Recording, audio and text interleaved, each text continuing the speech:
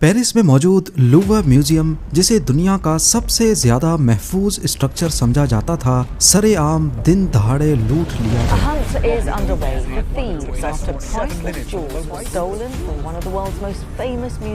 कोई यकीन ही नहीं कर पा रहा कि जिन हैरत अंगेज रॉबरीज को हॉलीवुड मूवीज में देखा जाता था, वो हकीकत में सबके सामने भी हो सकती हैं।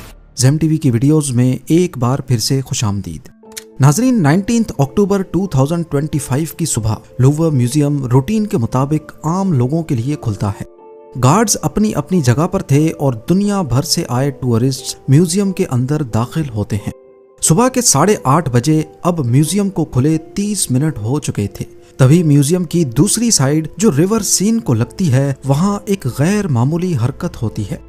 एक ट्रक जो आमतौर पर फर्नीचर को हाई फ्लोर्स पर पहुंचाने के इस्तेमाल में आता है, आकर म्यूजियम की दीवार के पास रुकता है।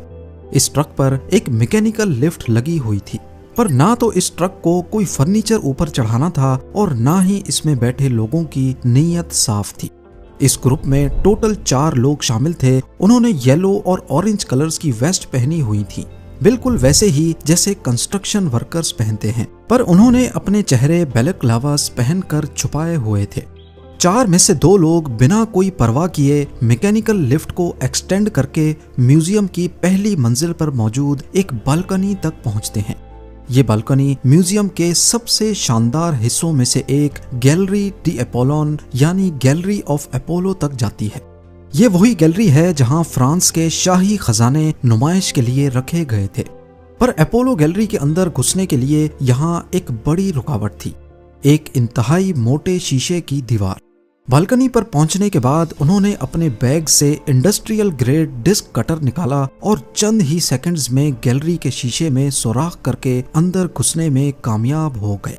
ये सब कुछ इतना जल्दी हुआ कि अभी तक सिक्योरिटी गार्ड्स को इसका इल्म नहीं था, पर इस हरकत से म्यूजियम का सिक्योरिटी अलार्म बज उठा और गैलरी में मौजूद गार्ड्स ने चोरों को देख लिया।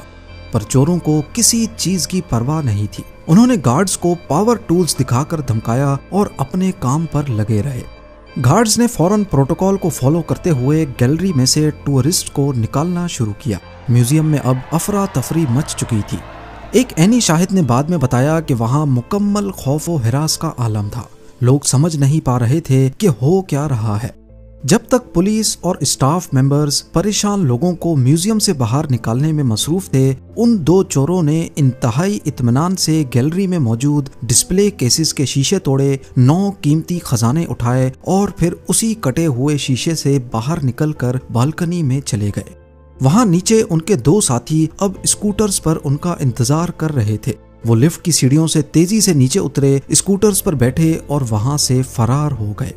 ये सब कुछ इतनी तेजी से हुआ कि किसी को समझने का मौका ही नहीं मिला। पुलिस के मुताबिक चोर म्यूजियम के अंदर 4 मिनटों तक रहे और पूरा ऑपरेशन यानी ट्रक को पार्क करना, स्टेयर्स एक्सटेंड करना, शीशा काटना और लूट मचाकर भाग जाना, इसमें सिर्फ और सिर्फ 8 मिनट्स का वक्त लगा। जाते जाते उन्होंने लिफ्ट वाले ट्रक को आग लगाने की कोशिश भी की ताकि पुलिस को पीछे ट्रक पर कोई सबूत या फिंगरप्रिंट्स ना मिल सकें। लेकिन म्यूजियम के एक बहादुर स्टाफ मेंबर ने फौरन मुदाखलत की और उन्हें ऐसा करने से रोक दिया। ये चोर दरिया के किनारे से होते हुए बुलेवार्ड पेरीफेरिक यानी पेरिस के रिंग रोड से A6 मोटरवे के जरिए भागने में कामयाब हो गए। ये डे लाइट रॉबरी फ्रांस के लिए नाकाबिले बर्दाश्त जिल्लत थी। लेकिन सवाल ये है कि म्यूजियम से आखिर चोरी क्या हुआ? चोरों ने किन चीजों को निशाना बनाया था? जब नुकसान का अंदाजा लगाया गया तो पूरे फ्रांस में सोग की लहर दौड़ गई। जो चीजें चोरी हुई थीं, उनकी फाइनेंशियल कीमत तो थी ही, लेकिन उनकी तारीखी और सकाफती वैल्यू को प्राइसलेस कहा गया है। मिनिस्ट्री ऑफ कल्चर के मुताबिक लूवर म्यूजियम से टोटल 8 कीमती चीजें चोरी हुई हैं। अब यहाँ आप सोचेंगे कि पहले तो मैंने 9 कहा था। जी हाँ, चोरों ने 9 चीजें ही चोरी की थी, लेकिन भागते वक्त उनसे एक चीज सड़क पर ही गिर गई। ये 170 साल पुराना एम्प्रेस यूजेनी का ताज था।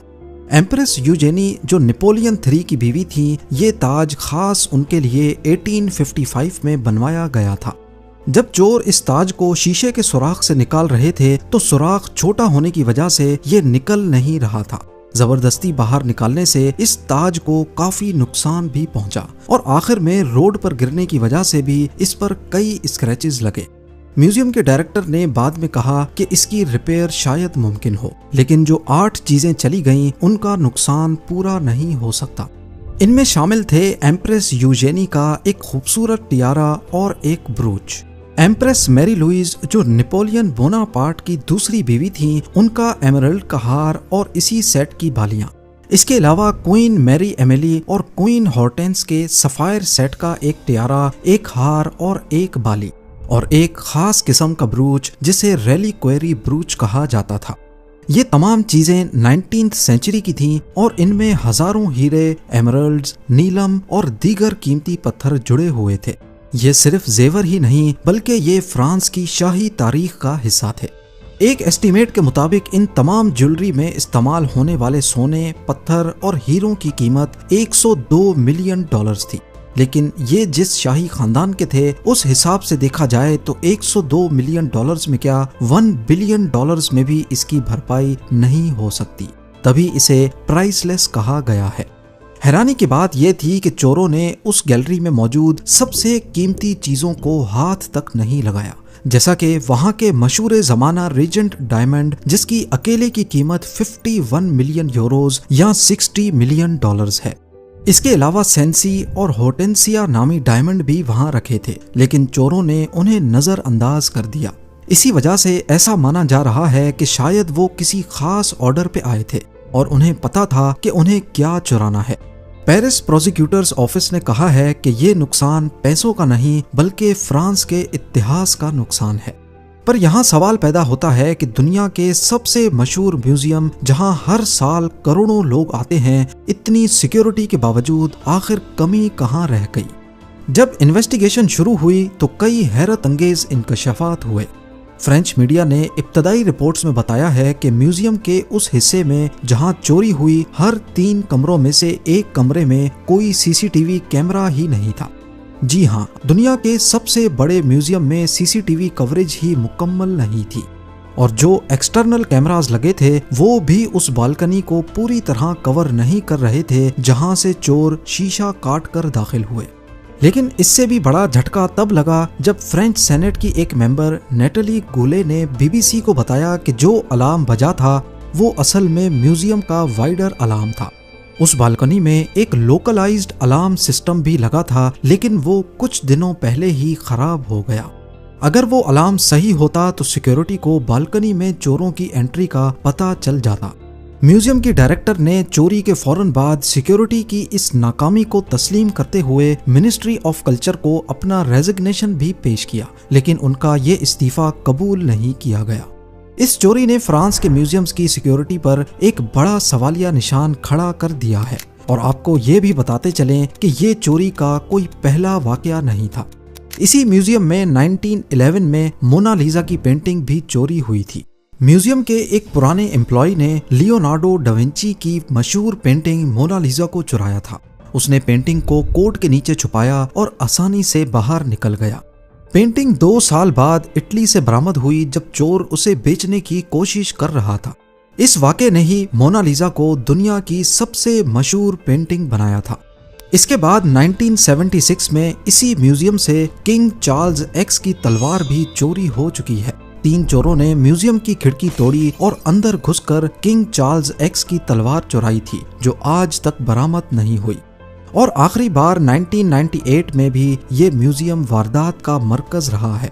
इस दौरान भी चोरों ने एक पेंटिंग को दिन दहाड़े फ्रेम से निकाला और भागने में कामयाब हो गए। ये पेंटिंग भी आज तक लापता है और अब 27 साल बाद ये रॉबरी हुई है।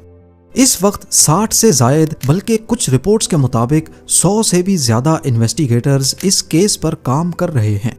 खुशकिस्मती से सैटरडे 25 अक्टूबर 2025 को पुलिस ने 2 सस्पेक्ट्स को अरेस्ट किया है, जिनके इस रॉबरी के साथ गहरे लिंक्स नजर आ रहे हैं।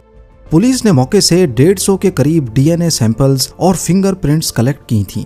ये सैंपल्स चोरों के सामान जैसा कि हेलमेट, ग्लव्स और ट्रक के अंदर से लिए गए थे और पुलिस का कहना है कि इनको डीएनए सैंपल्स मैच होने की बेस पर अरेस्ट किया गया है।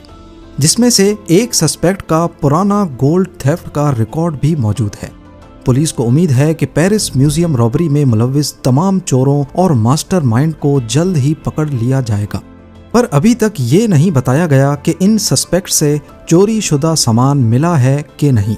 चोरी के बाद म्यूजियम को 22 अक्टूबर तक बंद रखा गया था, लेकिन अभी भी अपोलो गैलरी बंद पड़ी है। पुलिस का कहना है कि ये हाईली ऑर्गेनाइज्ड और प्रोफेशनल चोरी थी और जांच अभी भी जारी है। उम्मीद है जेम टीवी की ये वीडियो भी आप लोग भरपूर लाइक और शेयर करेंगे।